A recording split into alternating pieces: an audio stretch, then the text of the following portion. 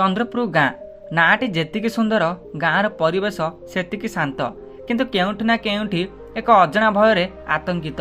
गाँर शेष मुंडरे जेउठु जंगलर पाददेश आरंभ हुए सेठारे एक छोट पथर कांथर घर। से घरे रहुतला माया। माया जार सौंदर्य गाँर कौनसी भी अप्सरा ठारू कम नथिला। तार लंबा कला केश, गहिर आखि एवं से आखिरे थिबा एक अद्भुत नीलाभ चमक जेकोसी व्यक्ति को मंत्रमुग्ध करने पाई यथेष्ट थिला। किंतु सेही सौंदर्य ही तापाई एक अभिशाप पालिथिला। गाँ लोके माया को देखिले बाट भांगी चली जाउथिले। सेमानक पई माया केवल शंकर बाबूंक झियो नथिला, से थिला अलक्षणी किंबा सर्पकन्या। यार कारण थिला मायार भाग्य सह जड़ित से भयंकर अघटन गुड़िक। जेबे भी मायार बापा शंकर बाबू तार विवाह पाई प्रस्ताव आणती से दिन ही किछि ना किछि अघटन घटे। प्रथम थर जेतेबेले प्रस्ताव आसीतिला बरपक्ष गाँ को आसीथिबा बेले सेमानक गाड़ी कौनसी कारण न थाई रास्ता कड़ को खसी पड़िथिला। द्वितीय थर विवाह ठीक हेबा परे बरर शोइबा घर एक विषाक्त क्रोत साप बाहरी ताकू दर्शन कला, जहाँ फल मंडप को आसिया पूर्व ही बरर मृत्यु होइतिला।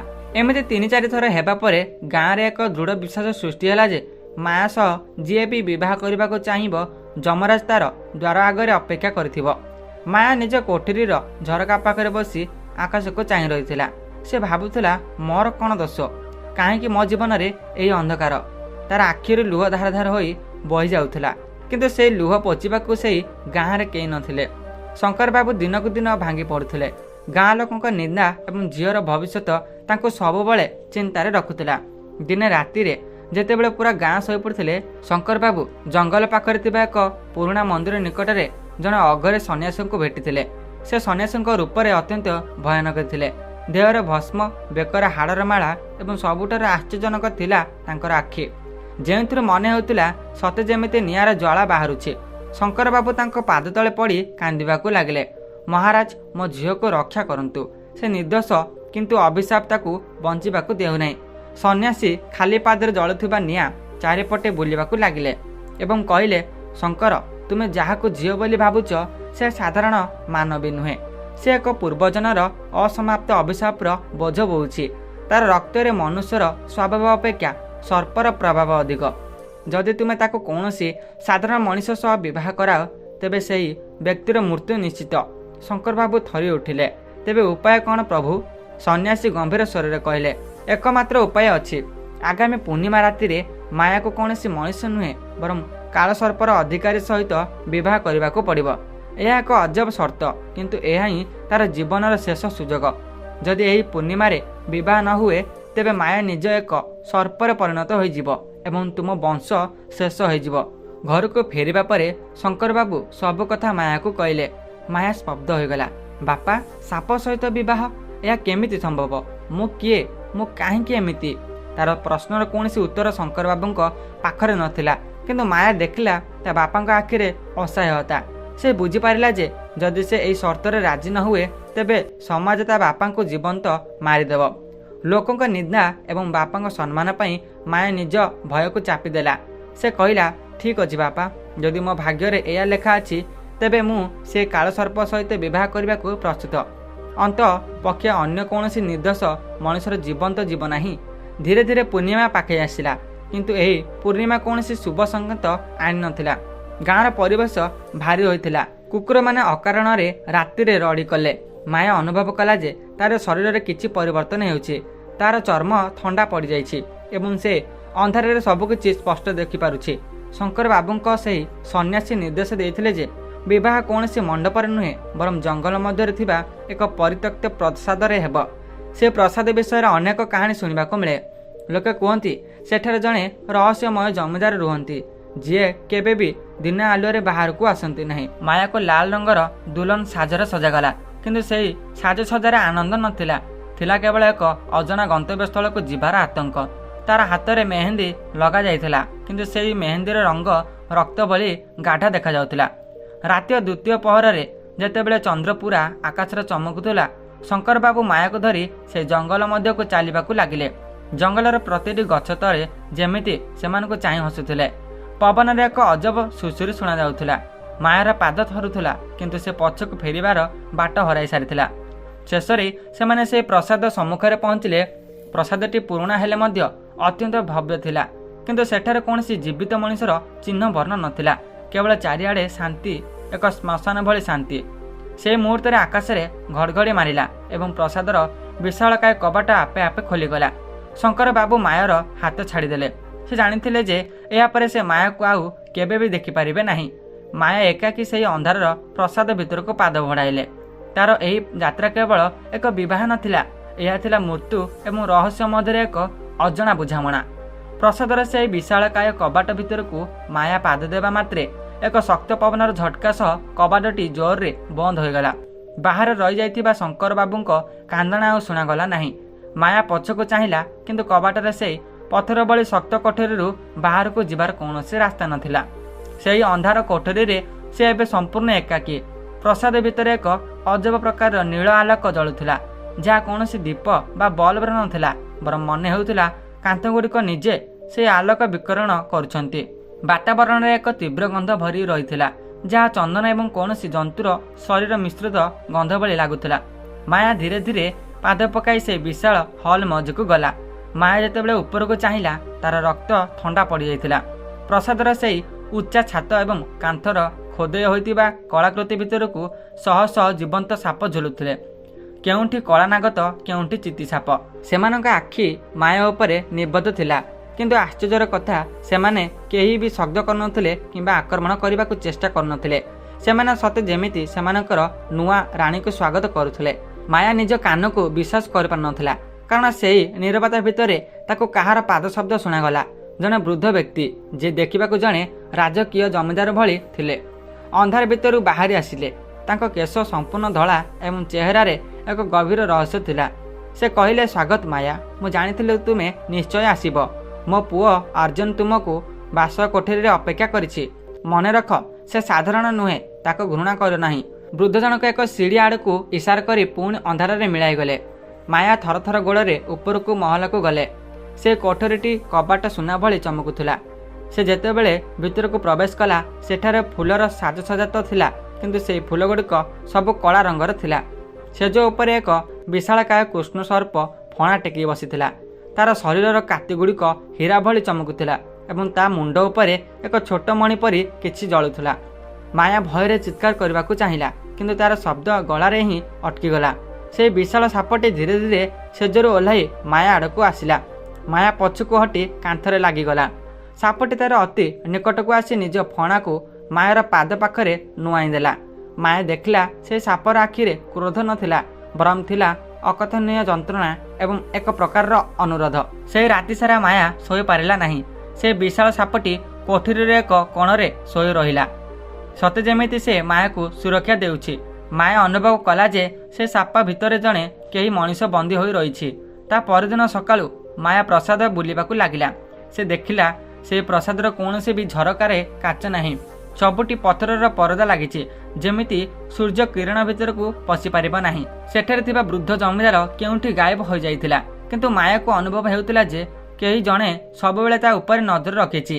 ସେ ଦିନ ରାତିରେ ମାୟା ଯେତେବେଳେ ଅଧା ନିଦରେ ଥିଲା, ସେ ଶୁଣିଲା କେହି ଜଣେ ଅତି ମଧୁର ସ୍ୱରରେ ବଂଶୀ ବଜାଉଛି। ସେ ଆଖି ଖୋଲି ଦେଖିଲା, ସେହି ବାସର କୋଠରୀରେ ସାପଟି ନାହିଁ। ତା ବଦଳରେ ଝରକା ପାଖରେ ଜଣେ ଉଚ୍ଚା ସୁନ୍ଦର ଯୁବକ ଛିଡ଼ା ହୋଇଛନ୍ତି। ତାଙ୍କ ଦେହରେ ଜମିଦାର ପୋଷାକ ଏବଂ ହାତରେ ଏକ ପୁରୁଣା ବଂଶୀ। ମାୟା ଧୀରେ ପଚାରିଲେ, ଆପଣ କିଏ? ଅର୍ଜୁନ।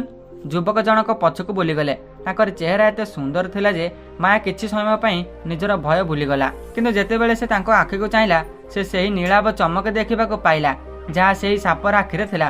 ଅର୍ଜୁନ କହିଲା, ମାୟା, ତୁମେ ଏଠାକୁ ଆସିବା ଉଚିତ ନଥିଲା। ଏହି ପ୍ରସାଦ ଏକ ଜେଲଖାନା। ମୁଁ ଦିନରେ ସାପ ଏବଂ ରାତିରେ ମଣିଷ, କିନ୍ତୁ ଏହି ମଣିଷ ରୂପ ମଧ୍ୟ କେବଳ ପୂର୍ଣ୍ଣିମାର ଆଖପାଖ ଦିନରେ ହିଁ ସମ୍ଭବ ହୁଏ। ବାକି ସମୟ ମୁଁ କେବଳ ଏକ ବିଷାକ୍ତ ସାପ। ମାୟା ପାଖକୁ ଯିବାକୁ ଚେଷ୍ଟା କଲା, କିନ୍ତୁ ଅର୍ଜୁନ ଦୂରେଇ ଗଲା।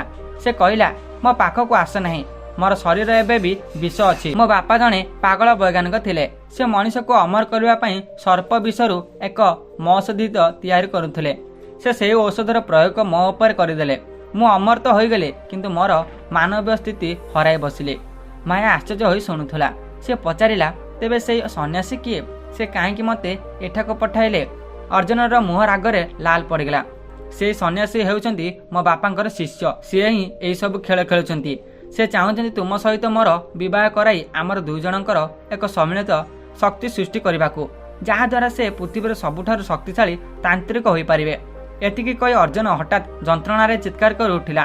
ଚନ୍ଦ୍ରର ଆଲୋକ ଧୀରେ ଧୀରେ କମିବାକୁ ଲାଗିଲା। ମାୟା ଦେଖିଲା ଅର୍ଜୁନ ଚର୍ମ ଉପରେ କାତି ବାହାରିବାକୁ ଆରମ୍ଭ କଲାଣି। ତାର ଗୋଡ଼ଗୁଡ଼ିକ ଏକାଠି ହୋଇ ଲାଞ୍ଜରେ ପରିଣତ ହେଉଛି। ମାୟା ନିଜ ଆଖିରେ ଆଗରେ ଅର୍ଜୁନକୁ ପୁଣି ଥରେ ସେହି ଭୟଙ୍କର ସାପରେ ପରିଣତ ହେବାର ଦେଖିଲା। କିନ୍ତୁ ସବୁଠାରୁ ବଡ଼ ଧକ୍କା ସେତେବେଳେ ଲାଗିଲା ଯେତେବେଳେ ମାୟା ନିଜ ହାତକୁ ଚାହିଁଲା। ତାର ମେହେନ୍ଦି ଲଗା ହାତରୁ ଚର୍ମ ଛାଡ଼ିବାକୁ ଆରମ୍ଭ ହୋଇଥିଲା ଏବଂ ସେଠାରେ ଛୋଟ ଛୋଟ ସାପ କାତି ଦେଖାଯାଉଥିଲା।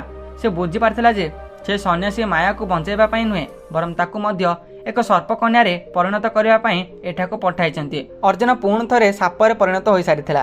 ମାୟା ନିଜ ହାତରେ ସେହି କାତିଗୁଡ଼ିକ ଦେଖି ଭୟରେ ପଥର ପାଲଟି ଯାଇଥିଲା। ସେ କୋଠରୀରେ ଏବେ ଦୁଇଟି ପ୍ରାଣୀ ଥିଲେ, ଜଣେ ଯିଏ ସମ୍ପୂର୍ଣ୍ଣ ସର୍ପ ହୋଇସାରିଥିଲେ ଏବଂ ଜଣେ ଯିଏ ଧୀରେ ଧୀରେ ମାନବୀୟ ସତ୍ତା ହରାଉଛନ୍ତି। ମାୟା ଭାବୁଥିଲା, ଯଦି ଅର୍ଜୁନ କହିବା ସତ, ତେବେ ମୋ ବାପା କାହିଁକି ସେ ସନ୍ନ୍ୟାସୀଙ୍କ କଥା ବିଶ୍ୱାସ କଲେ? ମୋର ପୂର୍ବଜନ୍ମର ଅଭିଶାପ କ'ଣ ସତରେ ଏତେ ଭୟଙ୍କର? ତାର ମନରେ ଅନେକ ପ୍ରଶ୍ନ ଉଙ୍କି ମାରୁଥିଲା। ସେହି ଅନ୍ଧାରରେ ରାତି ପ୍ରସାଦର ଗଭୀରତାକୁ ଖୋଜିବାକୁ ନିଷ୍ପତ୍ତି ନେଲା। ମାୟା ଏକ ମଶାଲ ଧରି ପ୍ରସାଦର ପଛପଟେ ଥିବା ଏକ ଅନ୍ଧାରୁଆ ସିଡ଼ି ଦେଇ ତଳକୁ ଗଲା। ସେଠାରେ ଏକ ମାଟିତଳ କୋଠରୀ ଥିଲା, ଯେଉଁଠାରୁ ଏକ ଅଜବ ରାସାୟନିକ ଗନ୍ଧ ଆସୁଥିଲା। ସେଠାରେ ଧୂଆଁ ଉଠୁଥିଲା ଏବଂ କାନ୍ଥରେ ଅନେକ ପୁରୁଣା ପୋଥି ଓ କାଚ ବୋତଲ ରଖାଯାଇଥିଲା। କୋଠରୀର ମଝିରେ ଏକ ବିଶାଳ ପଥରର ବାକ୍ସ ବା ପେଡ଼ି ଥିଲା। ମାୟା ତାକୁ ଧୀରେ ଧୀରେ ଖୋଲିଲା। ସେଥିରେ ଅନେକ ପୁରୁଣା ଚିଠି ଏବଂ ଏକ ଧୂଳି ଜମିଥିବା ଫଟୋ ଫ୍ରେମ୍ ଥିଲା। ମାୟା ଯେତେବେଳେ ସେହି ଫଟୋଟିକୁ ଧୂଳି ପୋଛିଲା, ତା ହାତରୁ ଫଟୋଟି ଖସି ପଡ଼ିଲା। ସେ ଫଟୋରେ ଜଣେ ସୁନ୍ଦରୀ ଯୁବତୀ ଛିଡ଼ା ହୋଇଥିଲା, ଯାହାର ଚେହେରା ଅବିକଳ ମାୟା ଭଳି। କିନ୍ତୁ ଫଟୋଟି ଅତି କମ୍ରେ 100 ବର୍ଷ ପୁରୁଣା ଥିଲା। ଫଟୋରେ ପଛପଟେ ଲେଖାଥିଲା ମାୟାବିନୀ, ଯିଏ ଅମରତ୍ୱ ପାଇଁ ନିଜର ଆତ୍ମାକୁ ବିକ୍ରି କରିଦେଇଛି। ମାୟା ବୁଝିପାରିଲା ଯେ ସେ କୌଣସି ସାଧାରଣ ଝିଅ ନୁହେଁ। ପୂର୍ବଜନ୍ମରେ ସେ ଜଣେ ଶକ୍ତିଶାଳୀ ତନ୍ତ୍ର ସାଧିକା ଥିଲେ। ସେ ନିଜର ଯୌବନ ଏବଂ ଶକ୍ତିକୁ ଅକ୍ଷୁଣ୍ଣ ରଖିବା ପାଇଁ ସର୍ପ ଜାତିର ପବିତ୍ର ମଣି ଚୋରି କରିବାକୁ ଚେଷ୍ଟା କରିଥିଲା।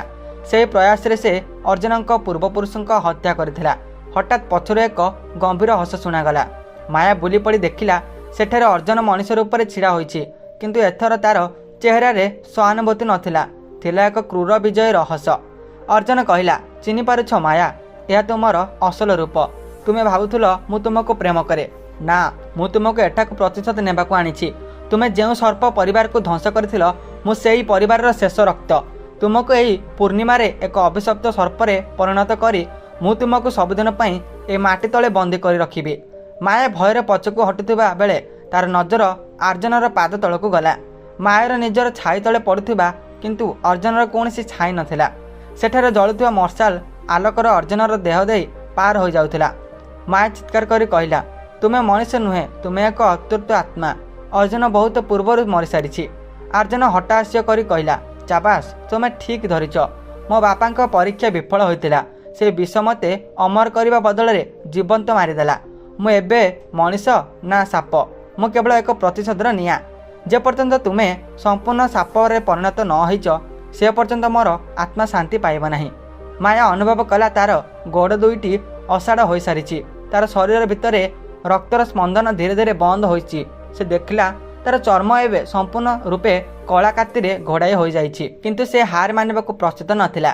ସେହି ମାଟି ତଳେ କୋଠରୀରେ ଏକ ପୁରୁଣା ଦର୍ପଣ ଥିଲା। ମାୟା ସେହି ଦର୍ପଣରେ ନିଜ ଆଖିକୁ ଚାହିଁଲା। ତାର ଆଖିର ସେହି ନୀଳାଭ ଚମକ ଧୀରେ ଧୀରେ ଜଳିବାକୁ ଲାଗିଲା। ସେ ଜାଣିପାରିଲା ଯେ ଯଦି ପୂର୍ବଜନ୍ମର ପାପ ତାର ଅଛି, ତେବେ ସେହି ଜନ୍ମର ଶକ୍ତି ମଧ୍ୟ ତା ଭିତରେ କେଉଁଠି ନା କେଉଁଠି ଲୁଚି ରହିଛି। ମାୟା ସେହି ମାଟିତଳ କୋଠରୀରେ ଛିଡ଼ା ହୋଇଥିଲା। ସାମ୍ନାରେ ଅର୍ଜୁନର ଛାଇହୀନ ଶରୀର ଏବଂ ଚାରିପଟେ ଘେରି ରହିଥିବା ଶତାଧିକ ସର୍ପ। ତାର ଗୋଡ଼ରେ କାତି ବାହାରିବା ସାରିଥିଲା। ସେ ଅନୁଭବ କରୁଥିଲା ଯେମିତି ତାର ହାଡ଼ ଗୁଡ଼ିକ ନରମ ହୋଇ ଲମ୍ବା ହେବାକୁ ଲାଗୁଛି। କିନ୍ତୁ ଅର୍ଜୁନର କ୍ରୂର ହସ ତାକୁ ଭିତରକୁ ଜଳାଇ ଦେଉଥିଲା। ତୁମେ ଭାବୁଛ ମୁଁ ଏହି ଅଭିଶାପକୁ ସ୍ୱୀକାର କରିନେବି? ମାୟା ଗର୍ଜନ କରି କହିଲା। ତାର ସ୍ୱରରେ ଏବେ ଏକ ଅଦ୍ଭୁତ ଗାମ୍ଭୀର୍ଯ୍ୟ ଥିଲା। ସେ ପୁରୁଣା ପେଡ଼ି ଭିତରେ ଥିବା ଏକ ପୋଥି ଉପରେ ତାର ନଜର ପଡ଼ିଲା। ତାହା କୌଣସି ସାଧାରଣ ବହି ନଥିଲା, ତାହା ଥିଲା ସର୍ପ ସଂହିତା, ଯାହାକୁ ପୂର୍ବଜନ୍ମରେ ସେ ନିଜେ ହିଁ ଲେଖିଥିଲା। ମାୟା ଧୀରେ ଧୀରେ ସେହି ପୋଥିରେ ପୃଷ୍ଠା ଉଲ୍ଟେଇବାକୁ ଲାଗିଲା। ପ୍ରତିଟି ଅକ୍ଷର ତା ଆଖି ଆଗରେ ଜୀବନ୍ତ ହୋଇ ଉଠିଲା। 100 ବର୍ଷ ତଳର ସେ ଦୃଶ୍ୟ ତାର ମନେ ପଡ଼ିଗଲା। ସେ ଦେଖିଲା ସେ ଜଣେ ଅତ୍ୟନ୍ତ ଅହଙ୍କାରୀ ତନ୍ତ୍ର ସାଧିକା ଥିଲା। ସେ ସମୟରେ ଅର୍ଜୁନ ଏକ ଜମିଦାର ପରିବାରର ପୁଅ ଥିଲା ଏବଂ ତାଙ୍କ ପାଖରେ ଏକ ପ୍ରାଚୀନ ସର୍ପ ମଣି ଥିଲା, ଯାହା ପିଢ଼ି ପରେ ପିଢ଼ି ଧରି ସେମାନଙ୍କୁ ସୁରକ୍ଷା ଦେଇ ଆସୁଥିଲା। ମାୟା ସେହି ମଣିକୁ ହାସଲ କରିବା ପାଇଁ ଅର୍ଜୁନଙ୍କୁ ପ୍ରେମ ଜାଲରେ ଫସାଇଥିଲା। ଯେତେବେଳେ ଅର୍ଜୁନ ତାର ପ୍ରକୃତ ରୂପ ଜାଣିପାରିଥିଲା, ମାୟା ଏକ ଭୟଙ୍କର ଯଜ୍ଞ କରି ସମ୍ପୂର୍ଣ୍ଣ ସର୍ପକୂଳକୁ ହତ୍ୟା କରିଥିଲା। ମୃତ୍ୟୁ ପୂର୍ବରୁ ଅର୍ଜୁନ ମାୟାକୁ ଅଭିଶାପ ଦେଇଥିଲା, ତୁମେ ଯେଉଁ ସର୍ପକୁ ହତ୍ୟା କରି ଶକ୍ତି ପାଇବାକୁ ଚାହୁଁଛ, ଦିନେ ତୁମେ ନିଜେ ସେହି ସର୍ପ ପାଲଟି ଯିବ ଏବଂ ତୁମର ଶେଷ ଏହି ନର୍କ ଭଳି ପ୍ରସାଦରେ ହିଁ ହେବ। ଅର୍ଜୁନ କହିଲା, ଦେଖିଲ ତ, ତୁମେ ମୋତେ ବିଶ୍ୱାସଘାତକତା କରିଥିଲ। ମୋର ଏହି ଅବସ୍ଥା ପାଇଁ କେବଳ ତୁମେ ହିଁ ଦାୟୀ। କିନ୍ତୁ ସେହି ସନ୍ନ୍ୟାସୀ ଯାହାକୁ ତୁମ ବାପା ଉଦ୍ଧାରକର୍ତ୍ତା ଭାବୁଛନ୍ତି, ସେ ହେଉଛନ୍ତି ସେହି ପୂର୍ବଜନ୍ମର କଳାସର୍ପ, ଯିଏ ସେହି ଯଜ୍ଞରୁ ବଞ୍ଚି ଯାଇଥିଲା। ସେ ତୁମକୁ ଏଠାକୁ ପ୍ରେମ ପାଇଁ ନୁହେଁ, ବରଂ ତୁମ ଶରୀର ଭିତରେ ଥିବା ସେହି ଅଧାସିଦ୍ଧ ଶକ୍ତିକୁ ଟାଣି ନେବାକୁ ପଠାଇଛି। ଠିକ୍ ସେତିକିବେଳେ ପ୍ରସାଦର କାନ୍ଥଗୁଡ଼ିକ ଥରିବାକୁ ଲାଗିଲା। ସେହି ଅଘରୀ ସନ୍ନ୍ୟାସୀ ହଠାତ୍ କୋଠରୀ ମଝିରେ ପ୍ରକଟ ହେଲେ। ତାଙ୍କର ହାତରେ ଏକ ଖପୁରୀ ଏବଂ ଏକ ତ୍ରିଶୂଳ ଥିଲା। ତାଙ୍କ ଆଖିରୁ ଏବେ ରକ୍ତ ଭଳି ନାଲି ଆଲୋକ ବାହାରୁଥିଲା। ସନ୍ନ୍ୟାସୀ ହସି କହିଲେ, ସାବାସ୍ ଅର୍ଜୁନ, ତୁମେ ମୋ ପାଇଁ କାମଟା ସହଜ କରିଦେଲ। ମାୟା ଏବେ ସମ୍ପୂର୍ଣ୍ଣ ରୂପେ ସର୍ପ ପରିବର୍ତ୍ତନରେ ଦ୍ୱାରଦେଶରେ। ଯେମିତି ସେ ଶେଷ କାତି ପିନ୍ଧିବ, ମୁଁ ତା ମୁଣ୍ଡରୁ ସେ ଅମରମଣି ବାହାର କରିନେବି, ଯାହା ପାଇଁ ମୁଁ 100 ବର୍ଷ ଧରି ଅପେକ୍ଷା କରିଥିଲି। ମାୟା ଦେଖିଲା ତାର ଗୋଟିଏ ହାତ ସମ୍ପୂର୍ଣ୍ଣ ସାପରେ ଲାଞ୍ଜ ଭଳି ହୋଇଗଲାଣି। ସେ ଯନ୍ତ୍ରଣାରେ ଛଟପଟ ହେଉଥିଲା। ଏପଟେ ଅର୍ଜୁନର ଆତ୍ମା, ଯିଏ କେବଳ ପ୍ରତିଶୋଧ ଚାହୁଁଥିଲା, ସେ ମଧ୍ୟ ବୁଝିପାରିଥିଲା ଯେ ସନ୍ନ୍ୟାସୀ ତାକୁ ମଧ୍ୟ ଧୋକା ଦେଇଛନ୍ତି। ସନ୍ନ୍ୟାସୀ ଅର୍ଜୁନକୁ ଇଶାରା କଲେ, ଯାଅ, ମାୟାକୁ ସେହି ବେଦୀ ଉପରକୁ ଘୋଷାରି ନେଇ ଆସ। ପୂର୍ଣ୍ଣିମାର ଚାନ୍ଦ ଠିକ୍ ମୁଣ୍ଡ ଉପରକୁ ଆସିବା ପୂର୍ବରୁ ବଳି ଦେବାକୁ ପଡ଼ିବ। ଅର୍ଜୁନ ମାୟା ଆଡ଼କୁ ଆଗେଇ ଆସିଲା। ମାୟା କଇଁ କଇଁ ହୋଇ କାନ୍ଦିବାକୁ ଲାଗିଲା। ଅର୍ଜୁନ, ମୁଁ ମାନୁଛି ମୁଁ ପୂର୍ବ ଜନ୍ମରେ ପାପ କରିଥିଲି, କିନ୍ତୁ ଏହି ଜନ୍ମରେ ମାୟା ତୁମକୁ ପ୍ରକୃତରେ ଭଲ ପାଇବା ଆରମ୍ଭ କରିଛି। ମୋତେ ମାରିଦିଅ, କିନ୍ତୁ ସେହି ଶକ୍ତି ଏହି ଶୈତାନ ହାତରେ ଲାଗିବାକୁ ଦିଅ ନାହିଁ। ଅର୍ଜୁନ ଅଟକିଗଲା। ସେ ମାୟାର ଆଖିକୁ ଚାହିଁଲା। ସେହି ଆଖିରେ ପୂର୍ବଜନ୍ମର ସେ କପଟତା ନଥିଲା, ଥିଲା କେବଳ ଶରଣାଗତର ଆକୁଳତା। ଅର୍ଜୁନର ଆତ୍ମା ଭିତରେ କେଉଁଠି ନା କେଉଁଠି ସେ ପୁରୁଣା ପ୍ରେମ ଜାଗି ଉଠିଲା। ଉପରେ ଆକାଶରେ ପୂର୍ଣ୍ଣିମାର ଜହ୍ନ ଏକ ଅଜବ ଲାଲ ରଙ୍ଗର ଧାରଣ କଲା। ପ୍ରସାଦର ଛାତ ଫାଟି ଯାଇଥିଲା ଏବଂ ଚନ୍ଦ୍ରର ଆଲୋକ ସିଧା ମାୟା ଉପରେ ପଡ଼ିଲା। ମାୟା ଏବେ ପ୍ରାୟ 70% ସାପରେ ପରିଣତ ହୋଇସାରିଥିଲା। ତାର ଜିଭ 2 ଭାଗ ହୋଇ ବାହାରକୁ ବାହାରୁଥିଲା। ସନ୍ନ୍ୟାସୀ ନିଜ ମନ୍ତ୍ର ପଢ଼ିବା ଆରମ୍ଭ କଲେ। ସେ ମାୟା ପାଖକୁ ଆସି ଛୁରୀ ଉଠାଇଲେ। ବିଦାୟ ମାୟାବିନୀ, ତୁମର ମୃତ୍ୟୁ ହିଁ ମୋର ଅମରତ୍ୱ ଚାବି। କିନ୍ତୁ ସେହି ମୁହୂର୍ତ୍ତରେ ଅର୍ଜୁନ ଏକ ଅପ୍ରତ୍ୟାଶିତ କାମ କଲା। ସେ ମାୟାକୁ ଆକ୍ରମଣ କରିବା ବଦଳରେ ସେହି ସନ୍ନ୍ୟାସୀଙ୍କ ଉପରକୁ ଲମ୍ପ ପ୍ରଦାନ କଲା। 2ଟି ଅଦୃଶ୍ୟ ଶକ୍ତି ମଧ୍ୟରେ ଯୁଦ୍ଧ ଆରମ୍ଭ ହୋଇସାରିଥିଲା। ଅର୍ଜୁନ ଚିତ୍କାର କରି କହିଲା, ମାୟା, ସେହି ପୋଥିରେ ଶେଷ ପୃଷ୍ଠା ପଢ଼। ସେଥିରେ ଅଭିଶାପ ମୁକ୍ତିର ବାଟ ଅଛି, ଶୀଘ୍ର କର। ମାୟା କଷ୍ଟମଷ୍ଟେ ସେହି ପୋଥିର ଶେଷ ପୃଷ୍ଠାଟି ଖୋଲିଲା, କିନ୍ତୁ ସେଠାରେ ଯାହା ଲେଖା ଥିଲା ତାହା ପଢ଼ି ତାର ହୋସ ଉଡ଼ିଗଲା। ମୁକ୍ତି ପାଇଁ ତାକୁ ଏକ ଏମିତି ବଳିଦାନ ଦେବାକୁ ପଡ଼ିବ ଯାହା ସେ କେବେ କଳ୍ପନା ବି କରିନଥିଲା। ପ୍ରସାଦର ସେହି ମାଟିତଳ କୋଠରୀରେ ଏବେ ମୃତ୍ୟୁର ତାଣ୍ଡବ ଚାଲିଥିଲା। ଗୋଟିଏ ପଟେ ସେହି ଶୈତାନ ସନ୍ନ୍ୟାସୀଙ୍କ କଳା ଶକ୍ତି ଏବଂ ଅନ୍ୟପଟେ ଅର୍ଜୁନର ଆତ୍ମା। ମାୟା ଥର ଥର ହାତରେ ସର୍ପ ସଂହିତାର ସେହି ଶେଷ ପୃଷ୍ଠାଟି ପଡ଼ିଲା। ସେଥିରେ ଲେଖାଥିଲା, ଅଭିଶାପର ଅନ୍ତ ପ୍ରେମର ରକ୍ତରେ ହିଁ ସମ୍ଭବ। ଯଦି ଅଭିଶପ୍ତ ବ୍ୟକ୍ତି ନିଜର ସବୁଠାରୁ ପ୍ରିୟ ଜିନିଷକୁ ନିଜ ହାତରେ ବଳିଦାନ ଦିଏ, ତେବେ ହିଁ ସର୍ପମଣିର କଳା ଯାଦୁ ଶେଷ ହେବ ଏବଂ ଆତ୍ମା ମୁକ୍ତି ପାଇବ। ମାୟା ବୁଝିପାରିଲା, ଏଠାରେ ପ୍ରିୟ ଜିନିଷର ଅର୍ଥ ହେଉଛି ଅର୍ଜୁନର ସେହି ଅମର ଆତ୍ମା କିମ୍ବା ମାୟାର ନିଜ ଜୀବନ। ତାକୁ ଅର୍ଜୁନର ମୁଣ୍ଡରେ ଥିବା ସେହି ରତ୍ନକୁ ଧ୍ୱଂସ କରିବାକୁ ପଡ଼ିବ, ଯାହା ଅର୍ଜୁନର ଅସ୍ତିତ୍ୱରେ ଆଧାର ଥିଲା। ସନ୍ନ୍ୟାସୀ ନିଜ ତ୍ରିଶୂଳରେ ଅର୍ଜୁନକୁ ଆଘାତ କଲେ। ତୁ ଜଣେ ଆତ୍ମା ହୋଇ ମୋତେ ଅଟକାଇ ପାରିବୁ ନାହିଁ। ମାୟାର ରକ୍ତ ଆଜି ମୋତେ ଭଗବାନ ବନାଇବ। ସନ୍ନ୍ୟାସୀଙ୍କ ମନ୍ତ୍ର ପ୍ରଭାବରେ ପ୍ରସାଦର ସବୁ ସାପ ଏବେ ପାଗଳଙ୍କ ଭଳି ମାୟା ଆଡ଼କୁ ମାଡ଼ି ଆସିଲେ। ମାୟା ଦେଖିଲା ଅର୍ଜୁନ ଯନ୍ତ୍ରଣାରେ ଚିତ୍କାର କରୁଛି। ସେ ନିଜର ସର୍ପ ଶକ୍ତିକୁ ଜାଗ୍ରତ କଲା। ତାର ଶରୀର ଏବେ ଅଧା ମାନବୀ ଏବଂ ଅଧା ସର୍ପ ଏକ ବିଶାଳ ରୂପ ନେଇଥିଲା। ସେ ନିଜର ଲାଞ୍ଜରେ ସନ୍ନ୍ୟାସୀଙ୍କୁ ଆଘାତ କଲା। ସନ୍ନ୍ୟାସୀ କାନ୍ଥରେ ପିଟି ହୋଇ ପଡ଼ିଥିଲା। ଅର୍ଜୁନ କଷ୍ଟମଷ୍ଟେ ଛିଡ଼ା ହୋଇ ମାୟାକୁ କହିଲା, ମାୟା, ଶୀଘ୍ର କର, ସେହି ଛୁରୀଟି ଉଠାଅ ଏବଂ ମୋ ମୁଣ୍ଡରେ ଥିବା ଏହି ମଣିକୁ ଖୋଳି ବାହାର କରିଦିଅ। ଯଦି ଏହି ମଣି ଧ୍ୱଂସ ହୋଇଯିବ, ସନ୍ନ୍ୟାସୀର ସବୁ ଶକ୍ତି ଶେଷ ହୋଇଯିବ ଏବଂ ତୁମେ ପୁଣି ମଣିଷ ହୋଇଯିବ। ମାୟା କାନ୍ଦି କାନ୍ଦି କହିଲା, ନା ଅର୍ଜୁନ, ଯଦି ମୁଁ ଏମିତି କରେ ତେବେ ତୁମେ ସବୁଦିନ ପାଇଁ ମିଳାଇଯିବ, ତୁମର ଅସ୍ତିତ୍ୱ ଶେଷ ହୋଇଯିବ। ଅର୍ଜୁନ ହସିଲା। ତାର ଆଖିରେ ଏବେ କେବଳ ପ୍ରେମ ଥିଲା। ମୋତେ ମୁକ୍ତି ଦିଅ ମାୟା, 100 ବର୍ଷର ଏହି ନର୍କରୁ ମୋତେ ମୁକ୍ତି ଦିଅ। ଏହା ହିଁ ଆମ ପ୍ରେମର ଶେଷ ପରୀକ୍ଷା। ସନ୍ନ୍ୟାସୀ ପୁଣି ଉଠି ମାୟା ଉପରକୁ ମନ୍ତ୍ରପଢ଼ା ପାଉଁଶ ଫିଙ୍ଗିଲେ। ମାୟା ଆଉ ଡେରି କଲା ନାହିଁ। ସେ ସେହି ରୂପା ଛୁରୀଟିକୁ ଧରି ଅର୍ଜୁନ ଆଡ଼କୁ ଧାଇଁଗଲେ। ସେ ମୁହୂର୍ତ୍ତରେ ପୂର୍ଣ୍ଣିମାର ଚନ୍ଦ୍ର ଏକଦମ ଧଳା ହୋଇଗଲା। ମାୟା ଛୁରୀଟିକୁ ଅର୍ଜୁନର କପାଳରେ ଥିବା ସେହି ଜଳୁଥିବା ମଣି ଉପରେ ଭସାଇ ଦେଲେ। ଏକ ପ୍ରଚଣ୍ଡ ବିସ୍ଫୋରଣ ହେଲା। ପ୍ରସାଦର କାନ୍ଥଗୁଡ଼ିକ ଥାସ ଘର ଭଳି ଭୁଷୁଡ଼ିବାକୁ ଲାଗିଲେ। ସେହି ସର୍ପମଣିରୁ ବାହାରିଥିବା ତୀବ୍ର ଆଲୋକ ସନ୍ନ୍ୟାସୀଙ୍କୁ ଜଳାଇ ପାଉଁଶ କରିଦେଲା। ଧୀରେ ଧୀରେ ସବୁକିଛି ଶାନ୍ତ ହୋଇଗଲା। ମାୟା ଅନୁଭବ କଲା ତାର ଶରୀର ପୁଣି ହାଲୁକା ଲାଗୁଛି। ତାର କାତିଗୁଡ଼ିକ ଝଡ଼ି ପଡ଼ିଲା ଏବଂ ସେ ପୁଣି ସେ ସୁନ୍ଦରୀ ମାୟା ରୂପକୁ ଫେରି ପାଇଲା। କିନ୍ତୁ ଅର୍ଜୁନର ସେହି ଆତ୍ମା ଧୀରେ ଧୀରେ ବାଷ୍ପ ଭଳି ଉଡ଼ି ଯାଉଥିଲା।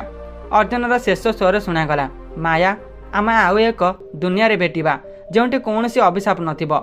ସକାଳ ହେଲା। ସୂର୍ଯ୍ୟର ପ୍ରଥମ କିରଣ ଜଙ୍ଗଲକୁ ଆଲୋକିତ କଲା। ଗାଁ ଲୋକେ ଏବଂ ଶଙ୍କର ବାବୁ ଦୌଡ଼ି ଦୌଡ଼ି ଜଙ୍ଗଲ ଭିତରକୁ ଆସିଲେ। ସେମାନେ ଦେଖିଲେ ସେ ଅଭିଶପ୍ତ ପ୍ରାସାଦଟି ମାଟିରେ ମିଶିଯାଇଛି। ସେହି ଧ୍ୱଂସାବଶେଷ ମଧୁର ମାୟା ବାହାରକୁ ଆସୁଥିଲା। ତାର ଚେହେରାରେ ସେହି ଅଜବ ନୀଳାଭ ଚମକ ଆଉ ନଥିଲା। ସେ ଏବେ ସମ୍ପୂର୍ଣ୍ଣ ରୂପେ ଜଣେ ସାଧାରଣ ମାନବୀ। ଗାଁ ଲୋକେ ତାକୁ ଦେଖି ଆଶ୍ଚର୍ଯ୍ୟ ହେଲେ। ମାୟା ତା ବାପାଙ୍କୁ କୁଣ୍ଢାଇ ଧରି କାନ୍ଦିବାକୁ ଲାଗିଲା। ଗାଁର ସେହି ସର୍ପକନ୍ୟାର କଥା ସବୁଦିନ ପାଇଁ ଶେଷ ହୋଇଗଲା। ବର୍ଷକ ପରେ ମାୟା ସେ ଜଙ୍ଗଲ କଡ଼ରେ ଏକ ଛୋଟ ମନ୍ଦିର ନିର୍ମାଣ କଲା।